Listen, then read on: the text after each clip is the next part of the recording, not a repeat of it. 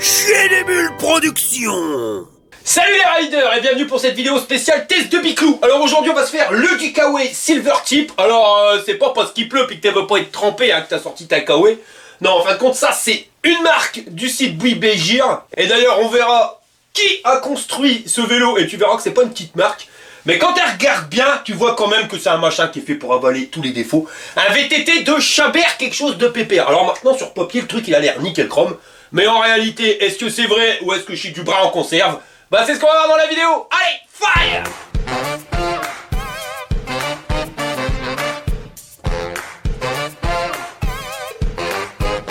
Voilà le carton tel que tu le reçois. Alors il n'y a pas le poids qui est marqué, mais je peux te dire que t'as intérêt à prendre des prods parce que le bordel il est vraiment costaud. Elle est livrée par UPS, mais pas un star. Et voilà comment que ça se passe à l'intérieur. Alors c'est pas fou, tu vois. On aurait bien aimé avoir des mousses de blocage pour le pneu arrière. Pareil pour la fourche. Alors je dis pas, hein, ils ont mis un petit intercalaire là pour pas que ça vienne cogner. Au-dessus, une petite mousse, mais tellement fine que bah, c'est fait transpercer. Pareil sur le porte-bagages. Par contre, ils nous ont mis des intercalaires pour pas qu'il y ait de griffes. Mais tout n'est pas forcément emballé dans l'intercalaire. Et voilà ce que tu récupères quand t'as tout saqué les protections. T'as le vélo, la roue avant, un carton, garde-boue avant, arrière et le porte-bagages. Et dans le carton, on a du monde. Ça c'est clair. Une manivelle. La clé de 15 à crochette marron Zingong. L'antivol à clé. La moelle d'art de compétition. Un jeu de clé BTR. Des call rings. Les pédales. La boîte avec le chargeur. Et la notice. En rose bif, c'est carrément mieux. Et par contre, j'ai un scoop, les mecs. Regardez, Ducaway, la marque du vélo. Si tu regardes bien. Hop, c'est là. C'est fabriqué par Lankelesi. Regarde, tu vois Ducaway e-bike. Lankelesi. Et ça c'est pas une mauvaise chose hein, parce que Ducaway on connaît pas plus que ça. Si quand il pleut t'aimes ta Kaway tu vois. Mais Lankelesi ça c'est une marque qu'on connaît et honnêtement j'en suis satisfait autant service après-vente que pour tout ce qui est matos en lui-même. Regarde mon bimoteur de chez Lankelesi, chez le tuerie. Je viens d'installer le garde-boue et le porte-bagages. Alors c'est un peu space, je vais te montrer. Donc déjà tu installes la patte de fixation du garde-boue. Ensuite tu viens visser le tout avec le porte-bagages. Porte-bagages qui va venir se fixer avec une patte de fixation de chaque côté, ici, donc tu as toutes les vis dessus. Et pour pas que Chabert lock hein, ton garde debout, ils ont mis une barre de renfort et une deuxième, et ils viennent tous les deux sur la vis qui est là. Pareil de l'autre côté. Et quand c'est fait, bah, il ne te restera plus qu'à raccorder le feu arrière ici. Et voilà le travail. À l'avant, j'ai installé le garde-boue et la lampe. Alors rien de compliqué pour la lampe, tu viens la prendre dans la vis, tu viens traverser le truc de fourche. De l'autre côté, tu mets la patte de fixation du garde-boue et tu revisses. Et pour le garde-boue, ben, tu auras une patte de chaque côté à venir visser directement sur ta fourche. On va passer au guidon, mais d'abord, on va redresser la potence. Donc, tu as juste à dévisser la vis qui est là et celle de l'autre côté. Et quand c'est fait, tu tournes la potence pour la mettre bien droite. Mais tu resserres pas tout de suite. Parce que je sais pas si tu vois. T'entends? Il y a un petit jeu. Et le jeu, c'est ici. Alors pour l'enlever, on va venir serrer le tête de fourche inférieur, hein, celui du bas, le plus fort possible. Quand c'est fait, on vient desserrer le tête de fourche supérieur, celui-ci et l'autre vis. Ça c'est pour permettre à la pièce de pouvoir bouger. Et s'il y a du jeu, c'est parce que justement c'est pas assez serré. Tu vois, comme c'est pas assez serré, bah ici ça berloque un petit peu. Donc on va aller sur la vis du dessus. Là ils t'ont mis un capuchon, tu l'enlèves. Tu prends ta clé BTR et là tu viens serrer à fond. Tu à fond. Pour être sûr, toi tu berloques un petit peu et tu resserres. Tu berloques un petit peu et tu resserres. Et quand c'est fait, eh ben t'as plus qu'à resserrer les deux vis du tête de fourche. Ensuite, tu resserres les deux vis de la potence. Et maintenant, il n'y a plus de jeu. J'en ai profité pour visser le guidon, alors c'est pas compliqué, hein. T'as juste 4 vis à mettre ici. Roue avant installée, frein réglé, je te mets le tuto. Tout juste ici, t'es kick avec ton doigt boudiné. J'installe la manivelle, t'emboîtes le bordel, et puis après, t'as plus qu'à visser avec la vis qui était dessus. Et il me restera plus qu'à mettre les pédales en faisant bien gaffe de faire correspondre la pédale L avec la manivelle L. Puis tu tournes dans les sens de la flèche, hein. Peut pas te planter. Et voilà, le bordel, il est fini d'être monté. Alors niveau esthétique, on peut dire qu'il en jette à mort, le bordel. Attention, grande démonstration de notre José international. Ah bah ouais, le José rigole pas, en pleine forme. Alors regarde la position que tu as sur le vélo. Alors pour un VTT, eh ben, on est carrément pas sur l'avant du vélo. Et ça c'est pas une mauvaise chose, on a le dos bien droit comme tu peux le voir. Et ça correspond à un pilote entre 1m65 et 2 mètres et qui pèse jusqu'à 200 kg. Alors tu vas pouvoir nager à la cantine, ma copain. Mais oui, je suis surpris parce que pour un VTT, je m'attendais à une position beaucoup plus VTT. C'est cool. On est sur un cadre en alu de 37 kg, la batterie en fait 4, ça fait 33 kg sans la batterie, donc pas de porte-vélo. Au niveau des soudures, ben c'est des trucs invisibles, on les voit pas. Ici c'est pareil, pour le renfort par contre on voit un beau gros cordon. Pareil pour le bras oscillant, toi une grosse soudure. Ici aussi, et là c'est pareil. Et au niveau du pédalier et du support d'amortisseur c'est la même chose. Non, c'est vraiment les grosses soudures extérieures, celles-ci là, qui sont invisibles. La peinture c'est de l'électrostatique, donc ça normalement c'est plus résistant. Pour les dimensions du vélo, on a 2 mètres d'un bout de la roue à l'autre bout, 85 cm du sol pour la selle en position basse, 101 cm en position haute. Le guidon il n'est pas réglable en hauteur ni en inclinaison et il est à 1,15 m du sol. Pour le jeté de guibole, on a 77 cm d'ici et 1 cm de plus pour le porte-bagages, soit 78 cm du sol. L'axe du pédalier est à 32 cm et demi du sol et à 17 cm de la pédale. T'auras pu le remarquer, mais au niveau du cadre, il est suspendu. Alors la rotation du bras oscillant, elle se fait ici, tu vois. Ici, on a le contrebalancier et au niveau de l'amortisseur, on est sur le RX 800. Ça, c'est un amortisseur pneumatique. Pour pouvoir le régler, il faudra t'équiper d'une pompe moelle d'air, donc avec nanomètre. Hein, c'est pour voir le degré de plaisir que tu prends. Et tu viens la visser dessus directement, comme tu viendrais gonfler un pneu en fin de compte. Hein. Et là, si tu regardes bien, eh ben on est à quasiment 9 bars de pression. Alors normalement, hein, dans les chiffres moyens pour un gars comme moi qui fait 100 kg, c'est à peu près entre 10 et 12 bars suivant l'amortisseur. Là, on est en dessous, mais je vais pas y cafouiller parce que j'ai déjà eu des surprises où voilà, ça me catapulte. On va faire le test tel quel et si jamais ça deviendrait trop mou, bah voilà, quand c'est trop mou, un petit coup de pompe moelle d'air et le machin il redurcit. C'est pas si compliqué que ça, hein. Ça je crois que tu connais. Moelle d'air, créateur de plaisir, va faire monter la pression. Ou pas. Bon, j'arrête, oh, c'est bon. All the way up. All the way. All the way up. On arrive à la selle. Alors, on est sur un truc loin d'être string, hein, tu vois, 25 cm d'un bout à l'autre et 19 de large. Alors, c'est pas la plus épaisse, par contre, tu vois, elle est quand même assez rembourré, mais normalement la largeur ça évite que ça fasse string et ça devrait être confortable. La fixation c'est celle qu'on préfère, hein. T'as juste une vis ici et normalement ça bouge pas, tu peux la régler en inclinaison comme ceci ou même l'avancement directement en fonction de comment tu auras positionné la selle. Le tube de selle, bah il est pas télescopique, c'est droit, mais à la limite on s'en fout parce que quand tu vois le cadre qu'on a récupéré, surtout l'amortisseur, ça devrait aller pile poil. On arrive au porte-bagages. Alors ça c'est un beau truc avec des tubes soudés. Là t'as les retours hein, si jamais tu mets une sacoche pour pas que ça vienne se prendre dans tes rayons. De la place pour pouvoir mettre des extenseurs. Avec un petit plateau juste au-dessus. Bon il n'y a pas les potes vis pour venir y fixer un poignet. Ben tu peux faire un MacGyver. En dimension il est énorme. Il fait 45 cm et demi d'un bout à l'autre. Et 20 de large. On va tester la solidité du porte-bagages. Ça a l'air d'aller. À l'arrière, ils nous ont fixé une lumière et bonne nouvelle, il y a un fil, donc pas de pile. On verra tout à l'heure s'il y a le feu stop. On a un garde-boue en plastoc. Alors, il berloque pas, hein. On a un point de fixation ici, on a un autre juste là, et le dernier se trouve ici. C'est du plastique assez dur, bon, il se tord quand même. Mais un truc que j'ai pas compris, c'est qu'ils l'ont coupé juste ici, au lieu de le finir là directement, donc on risque d'avoir un petit peu de brin sur les mocassins. En dessous, ils nous ont mis des pneus Shaoyang en 26 par 4. Alors les dessins des pneus Shaoyang, hein, ça c'est fait pour aller dans le brin avec des bons gros crampons bien prononcés. C'est installé sur une jante à 26 pouces à rayon. Si tu regardes bien, ça, ils ont fait des trous. Ça c'est pour éviter l'effet d'inertie, c'est-à-dire que ton pneu, plus qu'il va être lourd, enfin ta rolle plus qu'elle va être lourde, et plus qu'il va falloir d'effort à ton moteur pour pouvoir le lancer, donc il va consommer plus en courant, et il va bouffer du coupe-moteur. En ayant fait les trous là, bah, il est plus léger, donc ça va te permettre d'économiser un petit peu de batterie et de récupérer un peu plus de patates. Les rayons au bout, ils sont montés sur le moteur moyeu arrière. Alors il y a des indications, mais aucune de puissance, hein. On nous donne 26 pouces et 52 volts. Et je voudrais pas dire, mais je trouve qu'il ressemble étrangement au moteur Bafang. En termes de puissance, on nous le donne comme faisant 1000 watts, ayant 89 Nm de couple. Alors c'est énorme et capable de grimper des côtes de 45 degrés. Alors sur papier le bordel il a l'air d'arracher du slip, on verra directement pendant le test hein, parce que à force on commence à connaître le truc et puis les puissances et les coupes moteurs des fois c'est pipoland. Donc on verra dans la cote de la mort ce qu'il a dans le slip.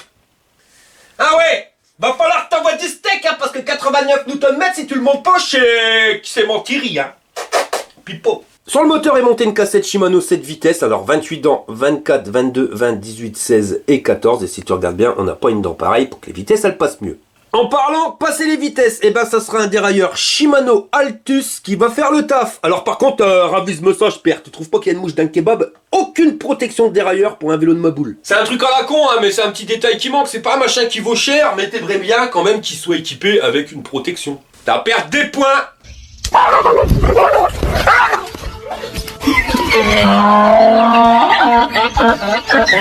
C'est entraîné par un plateau de 46 dents avec un plateau en alu de chaque côté pour pas abîmer ta pantalon de smoking. Les manivelles, ça c'est du métal forgé et les pédales, elles sont en métal avec les petits picots. Alors ces picots là, ils sont bien si t'as une semelle tendre, si t'as une semelle dure, ça glisse. On continue la visite. Donc là on va revenir au niveau de l'amortisseur et j'en ai pas parlé, mais système de contrebalancier, tu vois, si jamais t'es prends un trou, voilà comment va réagir ton vélo. Donc tu auras une poussée qui va se faire comme celle-ci. Donc à voir ce que ça donne dans les réactions directes pendant le test. Je dis ça hein, parce qu'avec un pote, l'autre jour on s'est amusé avec le même amortisseur à le mettre sur des vélos différents.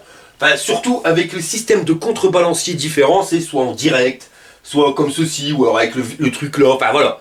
Et ben je vais te dire que pour le même amortisseur, avec la même pression d'air à l'intérieur, les réactions elles sont carrément pas pareilles. Il y en a, ils vont te faire des effets catapultes, et il y en a, bah, ils vont bien amortir ils vont faire leur taf à mort. Donc voilà, on peut pas trop dire, hein, c'est une cinétique des forces. Le mieux, c'est de voir pendant le test si tu te fais pas expulser. Parce que rappelle-toi du Ovio, moi mon tarin, ça rappelle. Hein. On continue, et là on arrive à la batterie, qui elle est cachée directement dans le cadre. Alors cadre qui est quand même vachement épais. Ici, tu as un petit pitonnier en silicone pour pouvoir accéder au connecteur de charge. Et comme tu peux le voir, c'est pas les meilleurs. Ça, faut vraiment éviter qu'il y ait du brin, donc n'oublie jamais de refermer le truc en silicone. J'ai retourné le vélo pour voir ce qui se passait de l'autre côté. Alors si tu veux enlever la batterie, eh ben il y a une serrure, elle va se trouver juste ici. Les clés, elles étaient sur le guidon, donc la clé, elle sert uniquement à déverrouiller la batterie et pas à démarrer, tu vois. Là, tu l'as déverrouillée, et maintenant tu la retires en poussant le loquet. La batterie, la voici, donc ici, le système de fermeture, hein, comme une porte. Là, tu as un témoin de charge, tu appuies sur le bouton, tu as 4 LED. Sur le côté là, on n'a rien. Ici, c'est pareil. Là, on récupère notre pépion de charge. Là, on a les caractéristiques techniques de la batterie, donc on est sur du 52 volts en 20 ampères, soit 1040 Wh. Alors, c'est une batterie Samsung, hein, je le répète, c'est pas fabriqué par Samsung, mais les éléments qui sont à l'intérieur, c'est du Samsung, donc garantie pour minimum 1000 charges. Alors qu'une batterie classique, c'est entre 500 et 600 rechargements.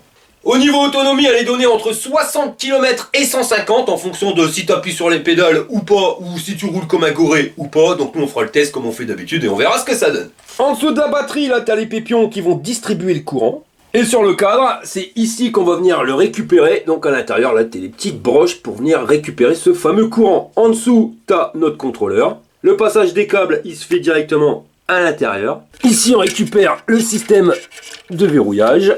Et les câbles, si tu regardes bien, ils ressortent juste ici au niveau du truc en silicone. Et les mecs ils déconnent pas parce que sur le vélo, et si tu regardes bien, chaque batterie a son propre numéro de série. Et ce numéro de série, tu vas le retrouver ici sur la batterie. Alors par contre, c'est du 52 volts. Et ça, c'est vraiment pas une mauvaise chose, hein. Ça permet de garder une meilleure autonomie et surtout d'avoir plus de patates à ton moteur. Tu vas me dire, mais qu'est-ce que ça change?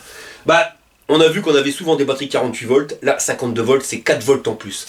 4 volts en plus, c'est peut-être pas beaucoup, mais comme elle fait 20 ampères, 4 volts x 20 ampères, on récupère déjà 80 watts de plus sur la batterie. Mais c'est pas que ça. On va faire un truc vachement simple. On va dire qu'on a un moteur 100 volts et un moteur 10 volts. Si jamais nos deux moteurs, ils ont la même puissance, c'est-à-dire qu'ils font 500 watts. Sur un moteur 10 volts, si tu veux arriver à une puissance de 500 watts, il faudra lui envoyer 10 volts x 50 ampères pour arriver à nos 500 watts. Donc tu vois, il va falloir que la batterie elle débite. Puis 50 ampères, je te dis pas, ça fait chauffer le contrôleur. On sait qu'en général, le contrôleur il bloque à 20, max 25 ampères. Maintenant, tu récupères un moteur de 100 volts, avec une batterie de 100 volts bien sûr. Si ton moteur il fait 500 watts, bah, c'est plus 50 ampères que tu vas envoyer, parce que 100 volts x 50 ampères, ça ferait 5000 watts. Non, c'est plus que 5 ampères que tu vas envoyer. Donc, pour une même puissance de moteur, la tension, en fonction du calibrage de la tension, eh ben, va te permettre de consommer moins d'intensité. Alors c'est peut-être pas clair avec toi, mais je te dis cet hiver, je te prépare une série de tutos pour que tu puisses bien comprendre le problème. Mais en clair, un vélo de 52 volts, il ira certainement beaucoup mieux qu'un vélo de 24 ou 36 volts. C'est pour ça que des fois on a des vélos de 36 volts où ils nous annoncent 1000 watts, mais que t'arrives jamais, que ton moteur il se traîne, parce que ta batterie elle arrivera jamais à alimenter 1000 watts. Mais ça on verra pendant le tuto, t'inquiète. Pour mettre la batterie, ben c'est pas compliqué, t'en cliques en bas et tu vas mettre au-dessus. Tu fermes et voilà, c'est verrouillé.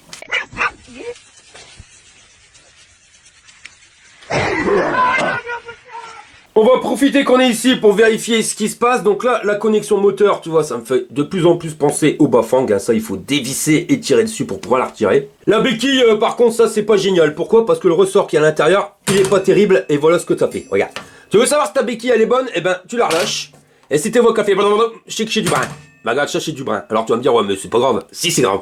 Parce que quand tu vas aller faire du chabert, je te rappelle, hein, t'as un vélo pour faire le chabert, eh ben, béquille, elle va pas arrêter de faire chaud. Et c'est assez casse-burn. Au niveau du freinage, là on est sur du diamètre 180 pour les disques et les étriers d'Islande hydraulique. Avec les deux plaquettes qui avancent. Donc si t'achètes une machine avec des freins hydrauliques, qu'est-ce qu'il faut faire? On va voir ceux qui suivent. Attention, t'as un gros catch à gagner. Attention, il te faut le kit Esmetebeu. 10 balles sur AliExpress, 30 balles sur Amazon. Tu vas mettre 3 semaines pour le recevoir sur AliExpress. Alors commande-le en même temps que ton vélo. Parce que t'es pas à l'abri quand tu reçois ton vélo qu'il y ait une bulle d'air dans la durite et que tu doives purger direct quand tu le reçois. Sinon en frein hydraulique ça marche bien, mais en diamètre 80 ça marche vraiment fort, ça c'est clair, parce que plus le disque il va être grand et meilleur sera ton freinage. À l'avant c'est pareil, un frein à disque hydraulique en diamètre 180 et les étriers d'Islande montés sur une jante 26 par 4 à rayon, toujours allégé pour éviter l'effet d'inertie. Un garde-boue en plastique dur qui berloque un petit peu, par contre lui il est mieux taillé qu'à l'arrière, tu vois, on est carrément en dessous de l'axe de pédalier, donc c'est pas l'avant qui va dégueulasser tes pompes de smoking. Alors par contre il est carrément mieux taillé, si tu regardes bien il est juste en dessous du niveau de l'axe, alors ça normalement on t'enverra pas de brin sur tes mocassins. La roue elle est montée sur une fourche dite type moto. Un tube à ressort, hein, tu peux régler plus ou moins en tournant la molette, ça me paraît dur, donc si c'est dur, hop, t'es kick ici, je te mets le tuto pour pouvoir faire mieux. Et l'autre tube, ça sera un tube hydraulique. Donc quand tu visses à fond, tu bloques la fourche ou tu la débloques. On est sur des tubes de diamètre 35. Et ici, nous ont mis les petits silicones hein, pour quand tu tournes, tu viennes pas taper ta fourche directement dans le cadre. On va regarder ce que ça donne au niveau du débattement. Alors attention. J'arrive pas à le claquer. Ah ouais non. Et là c'était, regarde bien, on a 86 mm de débattement. Sur la fourche ils nous ont mis un phare, donc ça c'est un truc qui a l'air d'éclairer tatane. C'est un module LED lenticulaire à l'intérieur, donc on verra tout à l'heure ce que ça donne. Au-dessus la potence elle n'est pas réglable en hauteur ni en inclinaison. On est sur un guidon qui fait 72 cm d'un bout à l'autre. Alors c'est pas un guidon droit mais c'est pas non plus un guidon en forme de moustache, tu vois, c'est une petite moustache bien droite on va dire. Les poignées, alors ça c'est la mouche dans le kebab, tu vois. Ça c'est les poignées manches de pioche, c'est vraiment inconfortable au bout de 5 km, c'est une véritable saloperie, ça je te conseille de les changer. Les leviers de frein d'Islande, ils sont royaux parce que tu peux freiner avec tes 4 doigts. Ici les boutons de contrôle, information marche arrêt, lumière plus et moins, et c'est à regarder bien en dessous, on a le klaxon. De la place pour mettre ton téléphone en veux-tu en voilà d'un côté, mais aussi de l'autre du display.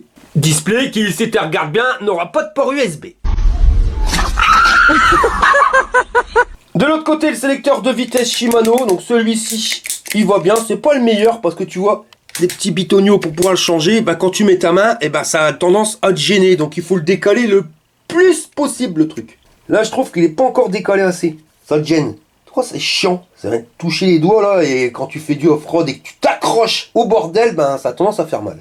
La petite poignée d'accélérateur du manche de pioche et les leviers de frein d'Islande qui vont bien.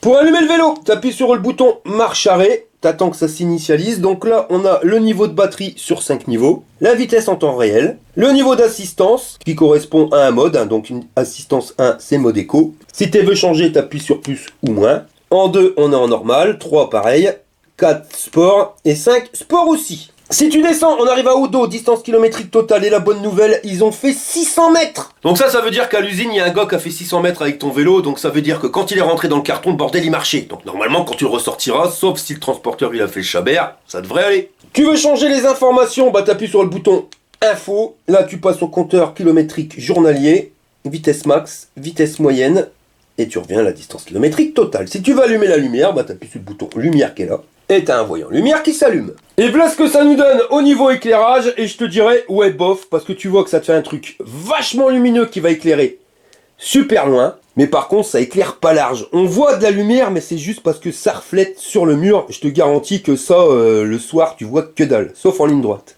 Et à l'arrière, là par contre, c'est super lumineux. Avec ça, on peut pas te louper. Et si on freine, eh ben on a un feu stop qui est encore plus lumineux. Et pour éteindre la lumière, bah tu appuies sur le bouton lumière.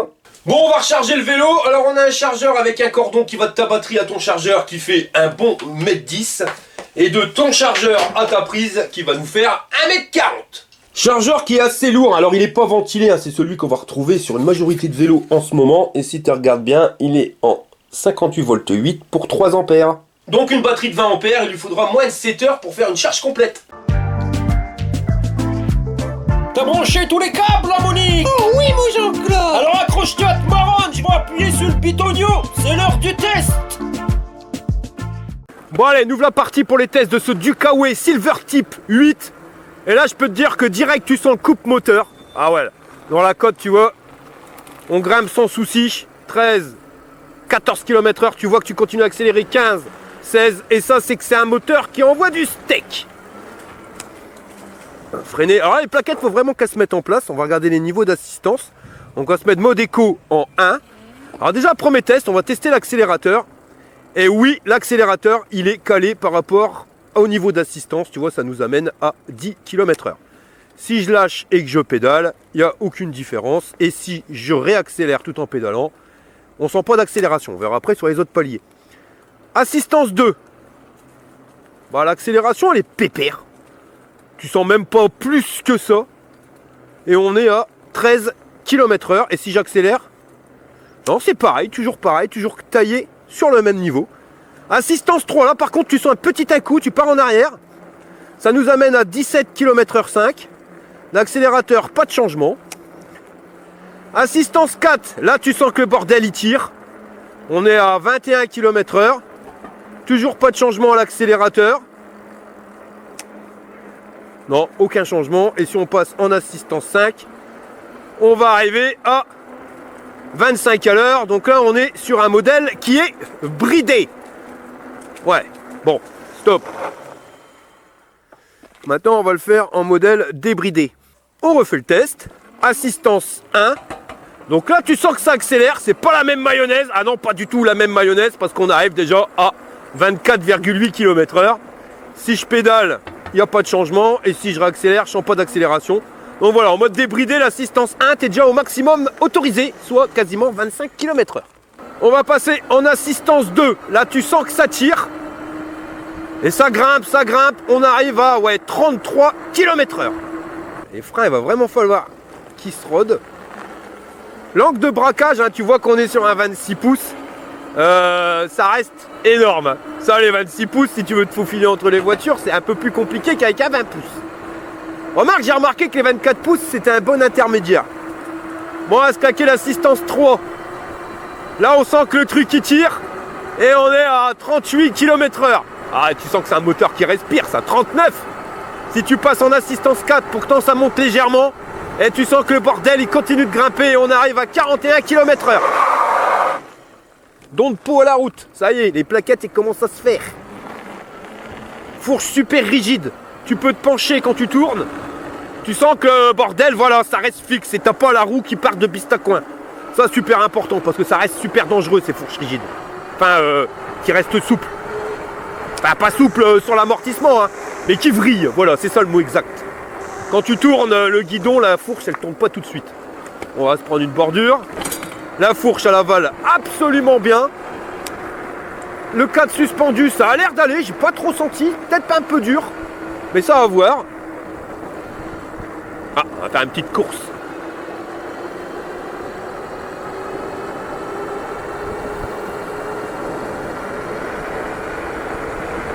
Donc là, je suis en assistance 4 et le bordel, il monte à 46 km/h. Si je passe en assistance 5, vitesse maximum, on va péter les 50 à l'heure, mon copain. 52, 53.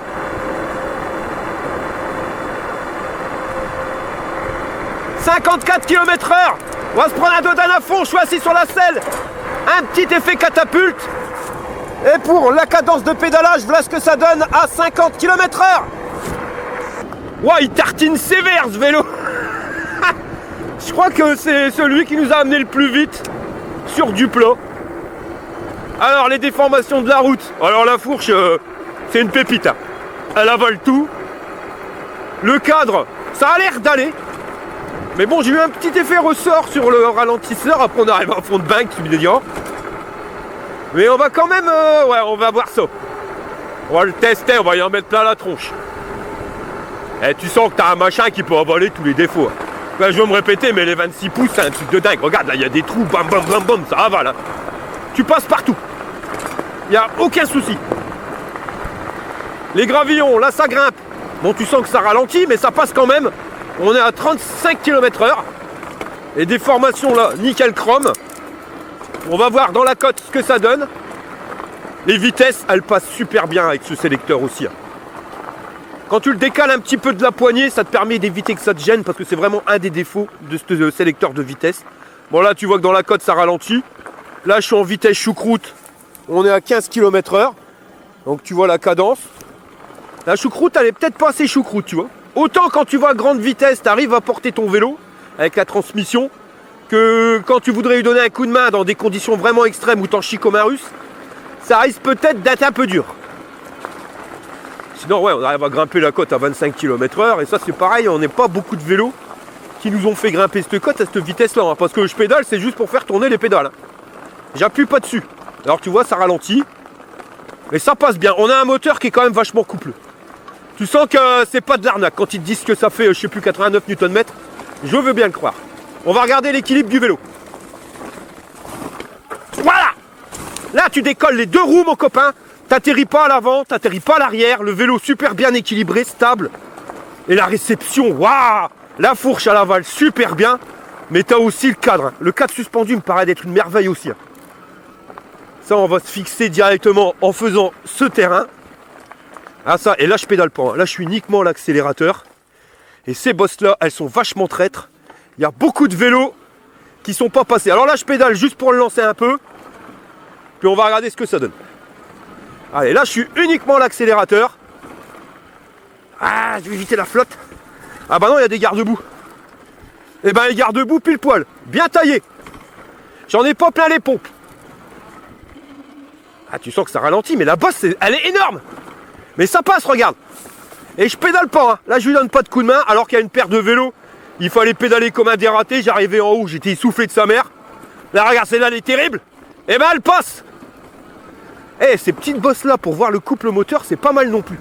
C'est peut-être même encore mieux que la côte de la mort. Parce que la côte de la mort, ça dépend à quelle vitesse t'arrives. Enfin là, tu me diras, c'est pareil, mais comme on s'élance toujours au même endroit, on a à peu près la même vitesse. Les Shaoyang, bon bah, j'ai pas besoin de t'en parler. Hein, tu les connais. Le grip, il est extra.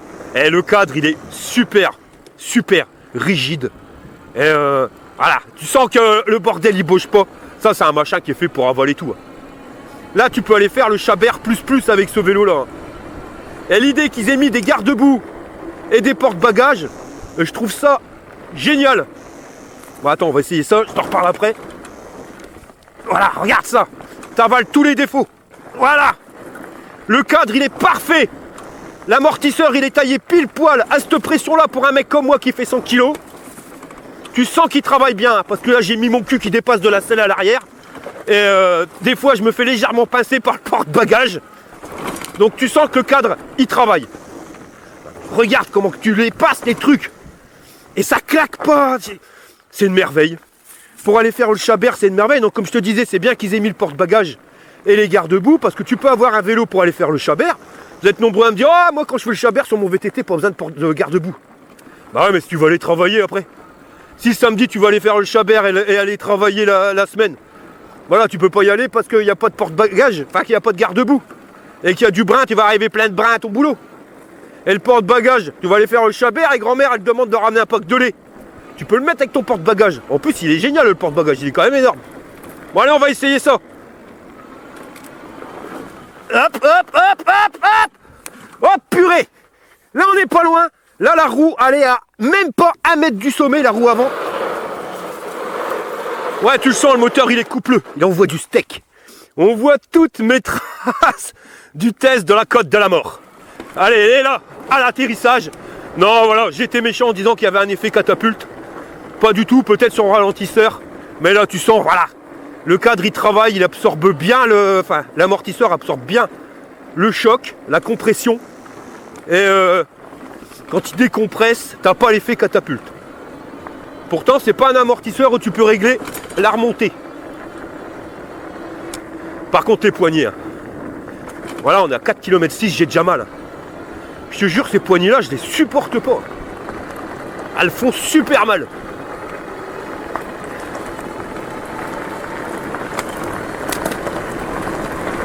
Et là, tu pars comme une balle boche, 50 km/h, mes copains. Tu vois le truc?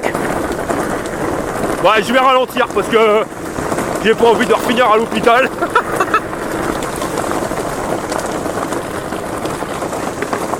Et bon, tu sens quand même là, tu te sens en sécurité avec ce type de vélo. Toi, comme madame, elle me dit, ouais, t'es malade de rouler à 50 km/h dans des chemins comme ça. Mais c'est vrai que tu vas prendre un vélo classique. Toi, un truc à la con qu'on avait il y a 20 ans, les vélos normaux. Tu vas descendre une côte comme ça, 50 km/h, le bordel il berloque dans tous les sens. Enfin voilà, c'est super dangereux. Là, on a des machines qui sont assez lourdes, avec des gros pneus bien compacts. Voilà, enfin, tu regardes la dimension, on dirait limite une motocross. Donc là, tu peux passer à 50 et ça bouge pas. Hein. Et ça bouge pas. Alors, on va essayer de grimper la côte. Voilà, tu vois, la roue avant, elle lève. Le moteur, il est coupleux. Alors, on va faire le test. On va bien rouler, on lance le vélo. Allez, à 35, je lâche l'accélérateur. Je reprends, aucune latence, même pas une demi-seconde. Regarde bien, écoute, t'es prêt? Je lâche. Et je reprends. Et t'entends que le moteur, il reprend direct. Alors ça, c'est génial. Ça, pour aller faire le Chabert, t'es au top du top, tu te fais plaisir. T'as vraiment l'impression d'avoir une moto entre les mains. Tu vois? Et le moteur, il réagit en fonction de l'accélérateur. Il n'y a pas de programmation du contrôleur qui rentre dans le système. Voilà, tu vois, t'accélères, tu lâches, tu réaccélères, ça repart. Et ça envoie des watts direct. Est-ce que ça fait la même accélération au pédalage? C'est ce qu'on va voir. Donc là, on est dans notre lit de cailloux. Imagine quand même qu'il y a à peu près entre 7 et 10 cm d'épaisseur de cailloux. Tu l'entends. On sent les pneus qui s'enfoncent. Et voilà, regarde, on est à 36 à l'heure. J'ai l'impression que la roue arrière elle veut essayer de me doubler. T'as cette petite sensation que tu retrouves sur les vélos qui ont qu'un moteur. Et voilà, regarde, à 40 je le passe. Ça c'est un moteur qui watt, des bons pneus et un bon moteur. Bon allez, je lâche l'accélérateur. Je reprends au pédalage. Ah, t'as quand même une petite latence au pédalage, mais ça c'est pas grave. Hein. De toute façon, si tu fais le Chabert, tu vas pas pédaler. Hein. Si tu veux faire comme si tu étais en moto, tu vas utiliser uniquement l'accélérateur. Enfin, moi perso, c'est ce que je fais. Là, on arrive dans des déformations bien plus. Des petits trous, des petites bosses. Enfin, tu vois que c'est pas du billard la route. On arrive avec de la pelouse. On est à 43 km/h. Et le bordel, ravisme ça, je perds. Ça passe. On lâche, on reprend. Et voilà, c'est ça la magie de l'accélérateur qui envoie du steak et qui tartine dès le début. Ah, c'est un bon petit vélo. De toute façon, l'Ankylosie, bon là c'est du cul avoué, mais on sait très bien que ça a été construit par l'Ankylosie. Moi, c'est une marque que j'aime bien aussi. Hein. Ça fait partie de mes deux marques préférées, mais vraiment préférées. Ça reste quand même Engoué et l'Ankylosie. Hein. Ils nous font des beaux bébés. Et c'est pas que sur le matos qu'ils font, c'est derrière comment ils giclent. Quand il y a un souci ou qu'ils veulent à chaque fois faire évoluer leur machine, il se peut que sur le même modèle de vélo, sur une année, bah, il t'ait fait 3 versions, parce qu'à chaque fois ils ont dit ah tiens ça va pas bien, et ils font une modification pour perfectionner leur machine. Et ça j'adore. Et au niveau du service après-vente, moi j'ai aucun souci. Et pour les gens qui sont passés par mon lien pour prendre un Engoué ou un Lankelesi, jamais eu de souci. Hein. Enfin, de mémoire. Hein. Et puis après, Buis Beigir, voilà, du Kawe, c'est la marque Buis Beigir. Mais je te dis, eux, c'est un site qui a un poids énormément, qui a un poids énorme, quoi. Et il a tellement de poids que les marques, elles sont capables de construire des modèles à leur nom. C'est là que tu vois que le truc, il est gros quand même. Et c'est pareil, au niveau du service après-vente, j'ai pas de retour négatif. Par rapport aux gens qui viennent de moi, hein, je te rappelle, moi je négocie avec les sites, moi je veux bien mettre leurs liens sur mes vidéos, mais à condition qu'on fasse pas chier mes abonnés. Et ça c'est clair, et c'est pour ça que si jamais vous avez un souci avec un vélo, quand vous êtes passé par mon lien, surtout prévenez-moi. Voilà, moi je veux pas de Arnaud, on t'a fait confiance et on est dans la merde. Ça est hors de question. Non mais regarde le vélo, comment il passe quoi. C'est... Pouah. Et ça se conduit à l'aise-blaise. Hormis ces poignées qui font chier, parce qu'elles me font mal. Hein. Et ça devient désagréable à la conduite. Mais sinon c'est une pépite à conduire ce vélo. Une pépite. Bon les déformations, là on va aller là où ça envoie du steak. Et... Bon là il m'a légèrement expulsé du vélo. Mais c'est vraiment léger. Après on a envoyé du steak. Là la descente de malade. Ça c'est un vélo qui avale tout. Qui avale tout. Alors plus taillé quand même pour le mec qui veut faire du chabert. Hein, parce que je vous le rappelle, n'achetez jamais un vélo par rapport à l'esthétique. Parce que sinon ça va pas vous plaire. Beaucoup de gens ont un vélo dans leur garage qui ne servent jamais. C'est parce qu'il ne convient pas à eux, à ton utilisation. Et l'esthétique, bah voilà, une fois que tu es assis sur le vélo, tu t'en fous de l'esthétique. Oh là là là là là là. T'as vu ça, le passage de l'ornière? J'y ai mis le pied par terre, je dis je vais glisser. Et non, les 26 pouces, ils ont tout avalé. Et je te jure, c'est une tuerie les 26 pouces pour le franchissement. Donc ouais, je te disais, achète pas un vélo par rapport à l'esthétique, mais par rapport à ce que toi tu vas faire avec. Et si tu prends ce vélo-là, bah, c'est parce que tu as quand même une majorité où tu vas faire le chabert. Je vais dire, ouais, tu as vraiment prévu d'aller faire le fou. Donc ce vélo-là, il va te permettre d'aller faire le fou. Tu vois qu'il est costaud, tu vois qu'il amortit super bien. Il accroche la route, il envoie du steak, enfin il passe partout. Mais il peut te permettre aussi, et c'est ça l'avantage avec les porte-bagages et les garde-boue, bah, de faire tout ce que tu veux avec. Tu peux aller faire tes courses, tu peux aller bosser, aller faire des balades, il n'y a pas de souci, on verra au niveau de l'autonomie ce que ça donne, mais on est quand même sur une bonne batterie. Ça a une plage d'utilisation qui est quand même énorme. Par contre, ouais, si tu habites en ville, t'as pas trop de place, oublie, parce que les 26 pouces, il faut beaucoup de place. Et c'est pareil, si tu fais beaucoup de déplacements en ville, si tu te faufiles entre les bagnoles, le 26 pouces, ça craint. C'est pas évident. Regarde ça, comment t'avales le bordel, quoi. Wow, ça c'est des orties, on va d'une partout. Aïe, aïe, aïe, aïe, aïe, aïe, aïe, aïe, aïe, aïe, aïe, aïe, aïe. Là, ça picote, hein. Pourquoi j'ai mis un short? Pourquoi j'ai mis un... Aïe, aïe, aïe, aïe. Wouhou, purée. Eh, je repasse pas là pour revenir. Ah là, non, j'en peux plus. Non mais tu passes à 40 là-dedans, regarde ça. Regarde ça. C'est un tueur ce vélo. Non mais c'est incroyable. Incroyable la sensation de sécurité. Le truc il bouge pas, il vibre pas. La position sur le vélo elle est nickel pour ce type de vélo. T'es à l'avant, tu vois, mais t'es pas trop à l'avant pour éviter de mettre trop ton poids sur la roue avant. Comme ça au moins tu peux avoir une bonne proportion de ton poids qui est sur le cadre, ce qui te permet d'utiliser à mort l'amortisseur. Parce que je le sens pas l'amortisseur. Et quand je te dis je le sens pas, c'est pas pour dire je sens pas qu'il travaille, bien au contraire. On sent qu'il travaille parce qu'on sent pas la douleur au niveau du cul. Là tu vas passer dans les trous comme ça, hop, ça passe à l'aise-blaise. Tu sens pas le... Ah, tu sais, quand tu prends un trou, tu sens tes boyaux qui remontent. Et là, absolument pas. Et là, je suis toujours uniquement à l'accélérateur. Hein. Je pédale pas les mecs, hein, même si ça grimpe. Hein. Et on monte à 24 km/h. Hein. Bon, par contre, on a perdu un bâton de batterie depuis tout à l'heure. Donc, à mon avis, quand tu fais le chabert, ça part vite. Mais ça, comme tous les vélos. Là, on va se faufiler entre les arbres. Alors, ça pourrait peut-être être un défaut au niveau du guidon qui est vachement grand. Ouais, il est grand, mais il n'aurait pas fallu qu'il soit plus grand. Parce que tu vois, quand tu fais des franchissements comme ça, tu aurais vite fait quand même de raccrocher. Mais tu vois, ça passe. Hein.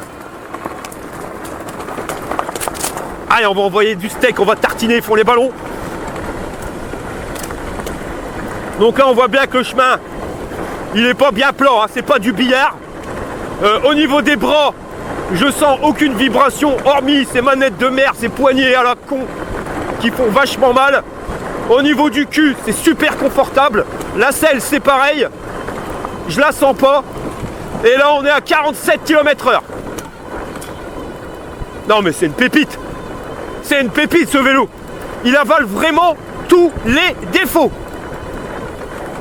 Donc même si t'as pas envie de faire le chabert en termes de confort, si tu cherches un vélo, parce que sur ta route, t'auras un chemin pourri comme celui-ci, bah regarde ça, mes copains. Regarde ça, sa mère, comment que tu passes. Bon allez, maintenant on va tester l'extrême de l'extrême.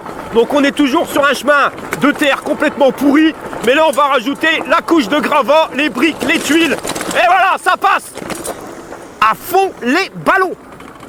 Tu lâches l'accélérateur, tu réaccélères, le bordel il repart, tu passes d'une ornière à une autre, regarde ça, sans aucun souci, ça passe. Et en termes de confort, franchement, je vois pas beaucoup comment on pourrait faire mieux. Hein. Si, les poignées, parce que c'est une tuerie, ces poignées de merde. Et voilà. Ah, là, on est sur du plat. On est sur vraiment un terrain qui est pas top top, avec de la pelouse, des trous, des bosses. On arrive quand même à monter à 35. Hein. Non, mais à 40 à l'heure dans les cailloux. Hein. Ça cherche l'erreur. Et le pire, c'est que t'as pas l'impression d'aller vite. Ah, le problème, tu vois, c'est là. Sur les fourches moto, t'as un angle de braquage qui est beaucoup plus petit que sur une fourche classique. Alors certes, c'est super costaud, hein, je dis pas, pour aller faire le chabert, c'est le top, c'est ce qu'il faut sur ce type de vélo. Mais quand tu dois arriver à manœuvrer, c'est pour ça qu'en ville, c'est pas forcément évident. Entre les pneus qui sont énormes et la fourche qui se bloque avec le cadre, bah t'as pas un braquage exceptionnel. Hein. Après, pour aller faire le chabert, t'as pas besoin d'aller faire des demi-tours et des ratas de demi-tours. Hein. Mais c'est dans l'optique où t'achèterais ce vélo-là pour faire le chabert et pour rouler en ville. Arriver en ville, ça risque d'être compliqué. Bon, on est à 43 km/h, là je suis à fond les ballons. On a fait 12 km et je viens de perdre 2 bâtons de batterie. Mais je suis pas étonné parce que voilà, à un moment il faut l'alimenter le moulin. Un moteur comme ça c'est bien, mais ça mange beaucoup. Donc on va faire encore 1 km. Et puis ben on se mettra en vitesse 1. Ce qui permettra de pouvoir voir l'autonomie et de comparer par rapport aux autres vélos.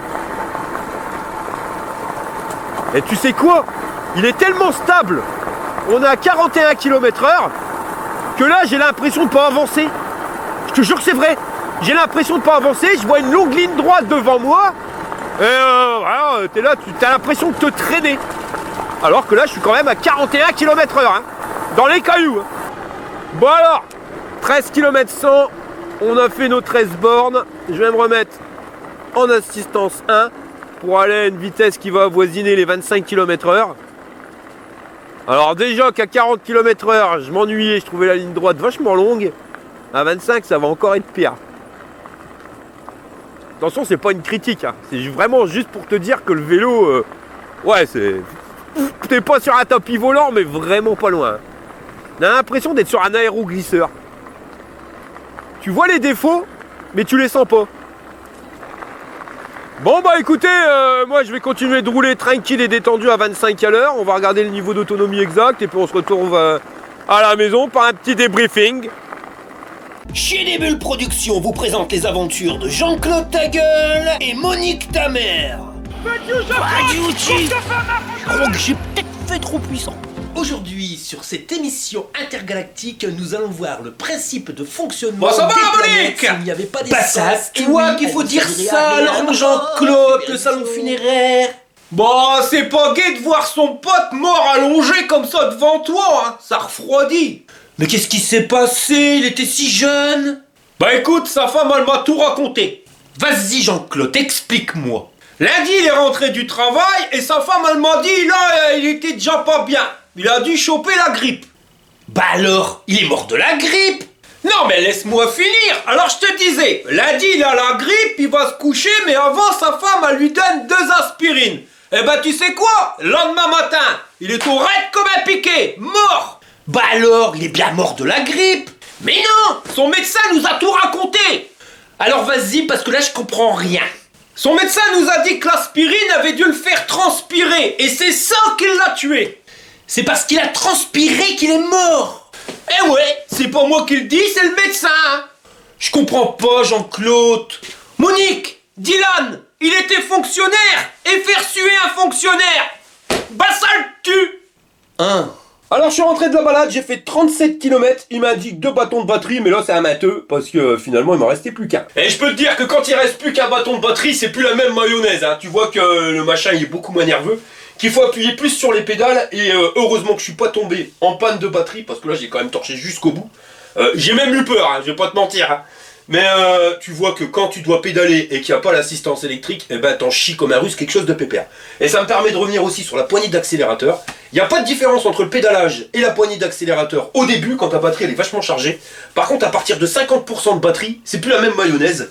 Et tu vois que bah, quand tu accélères, tu arrives toujours à maintenir les 24 km/h en assistance 1 quand tu es full débridé.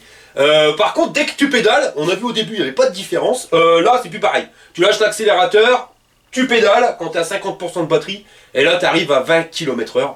Donc le pédalage, il est un petit peu moins puissant, enfin, il donne moins de puissance à ton moteur que l'accélérateur. Sinon, au niveau du biclou, bah, honnêtement, c'est une pépite, et au niveau de la plage d'utilisation, elle reste vachement large. Vastement. Pourquoi? Bah, parce qu'on a un VTT qui est vraiment équipé pour rouler comme un chabert et envoyer la sauce, et lui, il peut en prendre plein la tronche, franchement, ça bouge pas, tu le sens. Mais pas que! Parce que contrairement à certains VTT, eh ben, ils n'ont pas été radins sur les options. C'est-à-dire que tu as les garde-boue qui sont bien taillés, tu peux rouler dans le brin, tu as un porte-bagages de fou, franchement tu peux monter dessus, enfin tu peux charger à mort sur ton vélo, il n'y aura aucun souci. Ce qui fait que ce vélo-là, il n'est pas fait que pour aller faire le chabert. Tu vois ce que je veux dire? Mais tu pourras aussi aller faire tes courses, aller bosser avec, c'est vraiment un vélo polyvalent. Sinon, on l'a vu, hein, c'est un vélo qui a été fabriqué par Lankelesi, donc c'est vraiment une marque que j'aime bien, hormis les poignées. Genre, ces poignées manches de pioche, c'est des trucs que tu vas trouver souvent sur les Lankelesi. Et autant, tu vois, la selle, au bout de 30 km passés, t'as pas mal au cul. Le guidon, il se manœuvre bien, enfin voilà, il est super confortable, mais t'as vraiment un inconfort au niveau de ses poignées. Et c'est vraiment terrible, surtout que la poignée d'accélérateur, elle est comme ça, et tu fais comme moi, qu'accélérer, hein, parce que l'autonomie que je t'ai donnée, je l'ai fait uniquement en accélérant. Bah ici, dans la paume de main, mon ami, tu sens plus rien. Ça fait franchement mal. Sinon, quand tu regardes l'équipement, je vois déjà la question, on me disait, ouais, par rapport au Lankelesi, RV800, le RV750, le machin, le bidule, lequel est le mieux? Bah je pourrais pas te répondre. Pourquoi? Parce que on est sur des vélos, déjà je les ai testés il y a longtemps, mais j'ai pris un pur panard avec tous ces vélos de chez Lankelesi, les VTT, et j'ai pris un panard aussi avec celui-là. J'ai essayé de chercher par rapport à Lankelesi, même si ça a été fabriqué par eux, on voit directement qu'au niveau du système d'amortisseur, c'est complètement différent. Les Lankelesi, ils ont plutôt tendance à les mettre directement en haut, là ils l'ont positionné en bas. Maintenant en termes de réaction, bah, il fonctionne super bien, on n'a pas l'effet catapulte, il amortit bien les chocs. Je vais te dire, et on va jouer carte sur table, là on est arrivé sur du matos, où l'équipement qu'ils ont mis dessus, et même l'ingéniosité dans le travail, fait qu'on est sur des matériaux qui sont quasiment similaires, à peu de choses près, à 3 poils de cul d'une mouche. Mais pour moi c'est des vélos qui se valent l'un comme l'autre. Donc je t'ai dit qu'il fallait pas choisir un vélo par rapport à l'esthétique, mais si t'es dans la catégorie gros bourrin, que ce soit celui-ci ou la catégorie gros bourrin de chez Lankelesi, elle ira très bien. Donc après, tu choisis en fonction de l'esthétique. T'auras déjà éliminé tous ceux qui ne tireront pas. Alors on va passer au système de notation. Alors niveau robustesse, si t'arrives à péter le cadre, t'es champion du monde. Même la fourche. Alors on prend plein la tronche le machin, et puis bah, et ça bouge pas. Tu vois que c'est vraiment du bon matos. Donc on va lui mettre 9 jburnes sur 10. En termes de confort, on a des roues de malade qui permettent de passer partout. Et ça, si t'as de la place, c'est génial, hein, parce que voilà, il faut de la place pour stocker un 26 pouces. Ça prend quand même beaucoup plus de place qu'un 20 pouces. Et si tu veux être tranquille avec ton vélo sans te prendre la tête sur la conduite, c'est vraiment le top du top. Pourquoi? Parce que moi j'ai des 20 pouces. Déjà, je peux pas prendre de 26 pouces, j'ai pas la place. Donc des 20 pouces, c'est plus petit. Mais quand tu roules, il faut se concentrer à fond sur ta roue avant. C'est vraiment le principal, il faut que la roue avant elle passe. Si la roue avant elle passe, ça va passer. Le truc, c'est que voilà, t'es vite fait d'arriver dans un trou, paf, tu plantes la roue avant. Avec un 20 pouces, eh ben, tu vas voler, tu vas faire 3-4 tours au-dessus de ton vélo et tu vas te scratcher par terre. Et là, tu vas te dire, mince, il y avait un trou. Ça sera exactement la même réaction avec un 26 pouces, que ce soit lui ou un autre. Tu vas arriver, mais là, tu n'as plus besoin de te concentrer sur la route, tu t'en fous.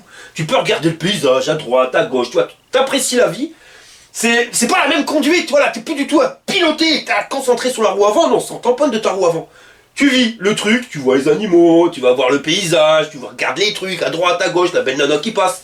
Et au final, tu vas passer dans un trou que t'auras pas vu, boum, boum.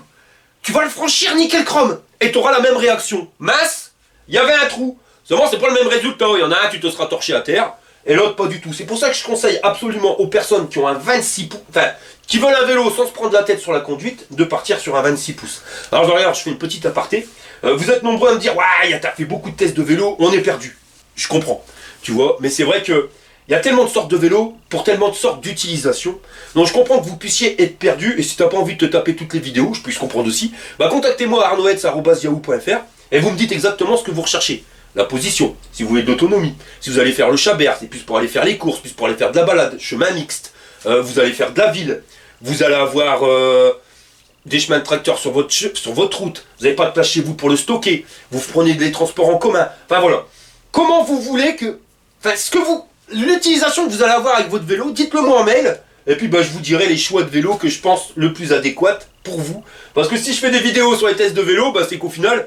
pour vous aider à trouver votre vélo. Donc si jamais vous galérez, bah contactez-moi et on trouvera le vélo. Donc on va repartir sur le confort du vélo. On a des freins à disque en diamètre 180 et c'est de l'hydraulique, ça arrache sa mère. Les pneus Shaoyang Isabal-tout, les jantes qui ont été, on va dire, trouées pour éviter le système d'inertie, c'est royal. Une fourche moto qui avale tous les défauts. Il manque un port USB, des poignées aide-brin. Sinon, au niveau manette, enfin levier de frein, c'est le top. Levier de vitesse, c'est pareil. Le cadre, il est super rigide, il bouge pas. Une suspension qui marche, rien de mieux. En plus, c'est réglable avec la pompe moelle d'air spéciale. Un béquille à brin. Alors ça, c'est pareil, c'est le défaut de chez Lampiolésie. Ça, quand tu t'envoies du steak, c'est assez chiant.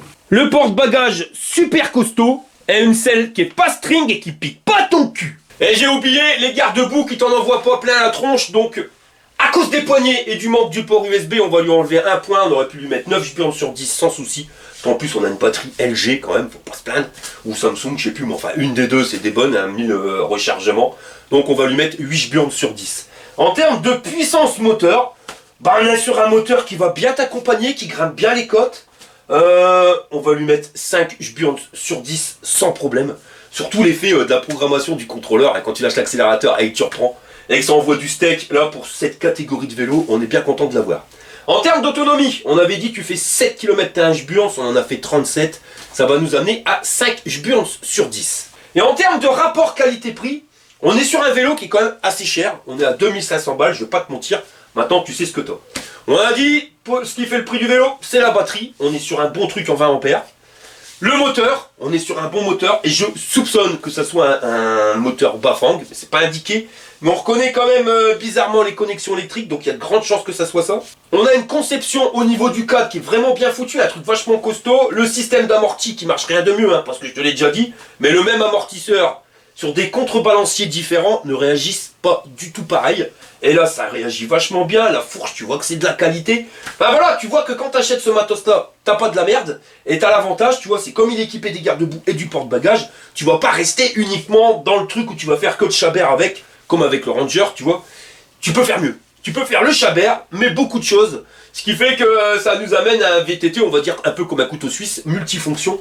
Donc on va lui-même mettre en termes de rapport qualité-prix, même s'il est cher, on voit qu'on a de la qualité, et que c'est pas un vélo que tu vas acheter au bout de 2 ans, ça tu vas le garder longtemps.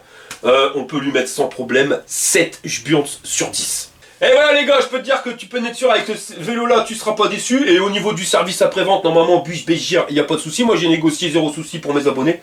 Donc tu connais le petit discours. Hein, clique sur le lien si tu veux l'acheter qui est en bas de la vidéo.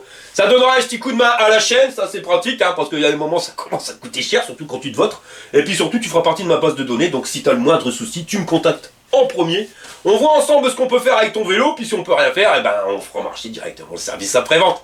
Voilà les gars, allez, si la vidéo elle t'a plu, je t'ai pouce en l'air. Si t'es pas abonné, t'es t'abonnes. Et puis surtout, t'es prêt culotte comme ça, la remonte bien, et ouais, surtout avec ce type de vélo qui envoie du steak, j'ai pas peur parce que je suis un fat biker. Allez, fire!